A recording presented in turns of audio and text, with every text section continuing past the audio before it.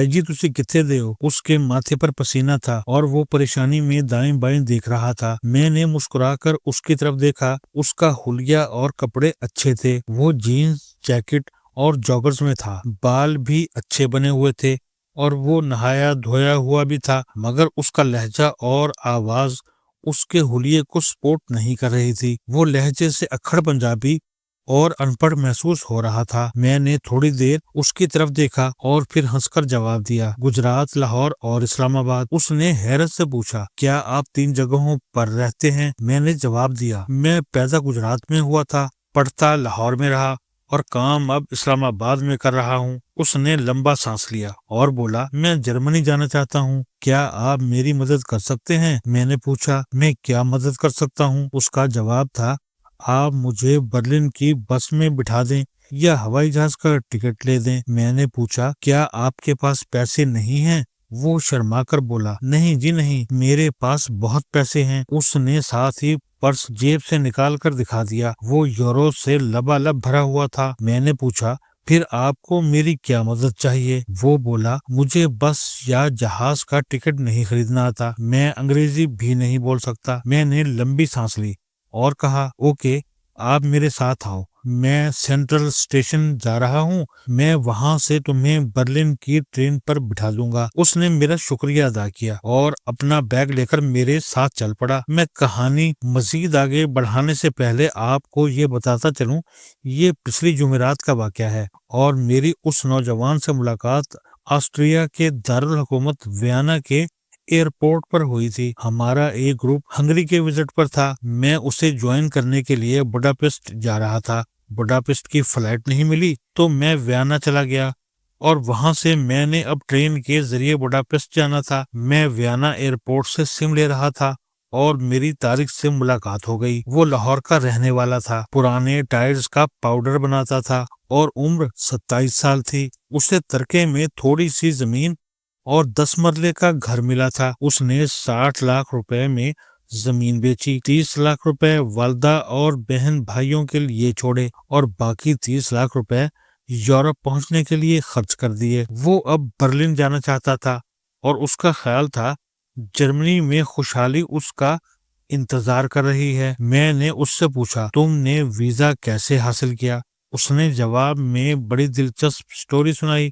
اس کا کہنا تھا، میں نے 2 سال پہلے باقاعدہ کمپنی بنائی، SECP سے رجسٹرڈ کرائی، ٹیکس نمبر لیا، اکاؤنٹس کھلوائے، ماموں کی کمپنی کے ساتھ بزنس کر کے رقم ری روٹ کی، کینیا، ایتھوپیا، ملائیشیا، دبئی اور ترکی جیسے چھوٹے چھوٹے ملکوں میں جا کر ٹریول ہسٹری بنائی اور پھر یورپ کی ایک ایمبیسی میں ویزا اپلائی کر دیا۔ میرے کاغذات مکمل اور جینوئن تھے، قسمت نے بھی ساتھ دیا اور مجھے 9 دن کا ویزا مل گیا اور میں اب ویانا پہنچ گیا ہوں۔ میں نے حیرت سے اس کی کہانی سنی، وہ واقعی چالاک تھا۔ میں نے پوچھا، اتنے سفروں کے بعد تمہیں کم از کم ٹرین کے ٹکٹ خریدنے کا طریقہ تو معلوم ہونا چاہیے تھا۔ اس کا جواب تھا، میں یورپ پہلی بار آیا ہوں، میں ان کے سسٹم کو نہیں جانتا۔ مجھے اس سے ہمدردی ہو گئی اور میں نے اسے مشین سے ٹرین کا ٹکٹ نکالنے، کوچ اور سیٹ تلاش کرنے، ریک میں سامان رکھنے اور بورڈ سے اسٹیشنوں کے نام پڑھنے کا طریقہ بتا دیا۔ میں اسے سینٹرل اسٹیشن لے گیا۔ میں نے اسے وہاں انٹرنیشنل ٹرینز، ٹکٹ خریدنے اور پلیٹ فارمز پر پہنچنے کا طریقہ بھی بتایا۔ میری ٹرین میں ابھی 2 گھنٹے باقی تھے۔ میں اسے لے کر کافی شاپ میں بیٹھ گیا اور اس کے مستقبل کے پلان سننا شروع کر دیے۔ اس کا خیال تھا وہ جرمنی پہنچ کر اسائلم اپلائی کر دے گا، جرمن حکومت اسے گھر اور رقم دے دے گی، یہ پھر مزدوری شروع کرے گا، کسی گوری سے شادی کرے گا اور یوں یورپ میں سیٹ ہو جائے گا۔ میں نے یہ پلان سن کر کہا لگایا اور اس سے کہا، میرے بھائی، تمہیں معمولی سے کام کے لیے اتنا ذلیل ہونے کی کیا ضرورت ہے؟ تم 80% کام کر چکے ہو، صرف 20% باقی ہے۔ تم اپنے پلان میں تھوڑی سی تبدیلی کر دو اور تمہاری زندگی بدل جائے گی۔ وہ حیرت سے میری طرف دیکھنے لگا۔ میں نے اسے بتایا، یورپ کا ویزا تمہارے جیسے بیک گراؤنڈ کے لوگوں کے لیے تقریباً ناممکن ہے۔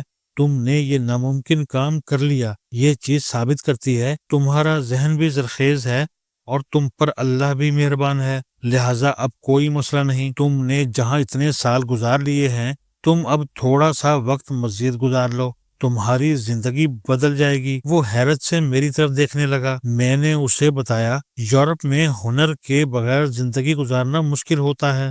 ان لوگوں کو مزدوروں کی قطعی ضرورت نہیں، یہاں صرف ہنر مندوں کی گنجائش ہے۔ تمہیں کوئی نہ کوئی کام آنا چاہیے۔ دوسرا، یہاں اسائلم یا کاغذات کے بغیر سیٹلمنٹ انتہائی مشکل اور طویل ہے۔ 100 میں سے صرف 2 لوگ کامیاب ہوتے ہیں اور انہیں بھی 10 سے 15 سال لگ جاتے ہیں، اور یہ لوگ اس دوران واپس بھی نہیں جا سکتے۔ ان کے والدین اور بہن بھائی تک اس عرصے میں فوت ہو جاتے ہیں۔ دوسرا، انہیں چھپ کر گندی نوکریاں کرنی پڑتی ہیں، جبکہ ان کے مقابلے میں اللہ تعالیٰ نے تمہیں سیدھا راستہ دے رکھا ہے، تو تم وہ کیوں استعمال نہیں کرتے؟ وہ حیرت سے بولا، وہ سیدھا راستہ کیا ہے؟ میں نے اسے بتایا، تمہارا شنجن ویزا لگ چکا ہے، یہ ویزا اب لگتا رہے گا۔ تم وقت پر واپس چلے جاؤ، پاکستان بیٹھ کر پہلے وہ ملک سلیکٹ کرو جہاں تم سیٹ ہونا چاہتے ہو، پھر یہ ریسرچ کرو وہاں کون کون سی سکل چاہیے۔ فرض کر لو تم جرمنی سلیکٹ کرتے ہو اور جرمنی میں اس وقت پلمبرز، ٹائل فکسرز یا دیسی کھانوں کے کوکس کی ضرورت ہے۔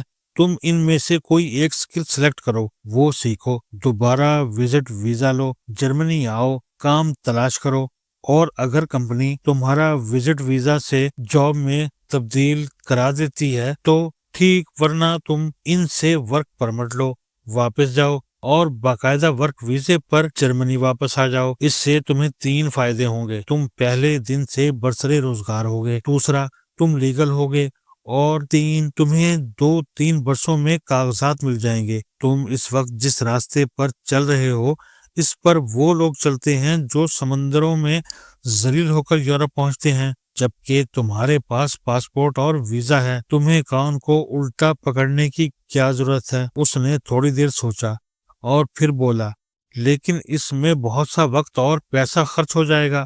میں نے ہنس کر جواب دیا، یہ بمشکل 1-2 سال کی بات ہے، لیکن جس راستے پر تم چلنا چاہتے ہو اس میں 10-15 سال لگ جائیں گے۔ دوسرا، تم نے جہاں ٹریول ہسٹری بنانے میں 30 لاکھ روپے لگا دیے، وہاں 10-15 لاکھ روپے اور صحیح، مگر تم یوں خواری اور ضلالت سے بھی بچ جاؤ گے اور تمہاری زندگی بھی بدل جائے گی۔ اس نے تھوڑی دیر سوچا، کھڑا ہوا اور میرے سینے سے لگ گیا۔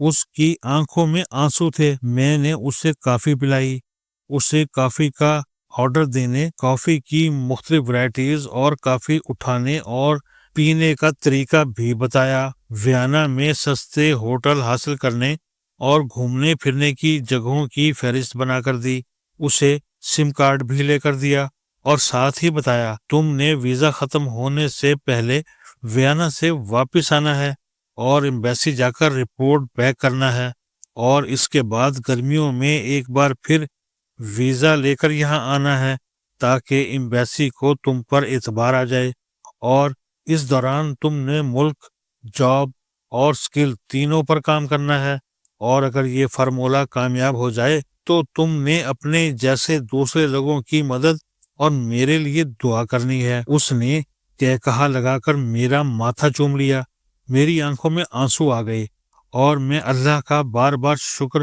ادا کرتا رہا۔ اس نے مجھے ویانا میں بھی نیکی کا موقع دیا۔ میری ٹرین پلیٹ فارم 10C سے تھی، وہ مجھے پلیٹ فارم پر چھوڑنے آیا، اور جب تک پلیٹ فارم میری آنکھوں سے اوجھل نہ ہو گیا وہ وہاں کھڑا ہو کر ہاتھ ہلاتا رہا۔ مجھ سے اکثر لوگ پوچھتے ہیں کیا میری تمام کہانیاں سچی ہوتی ہیں؟ ان لوگوں میں میرے تازہ ترین دوست وسیم عباسی بھی شامل ہیں۔ یہ بہت اچھے رپورٹر ہیں۔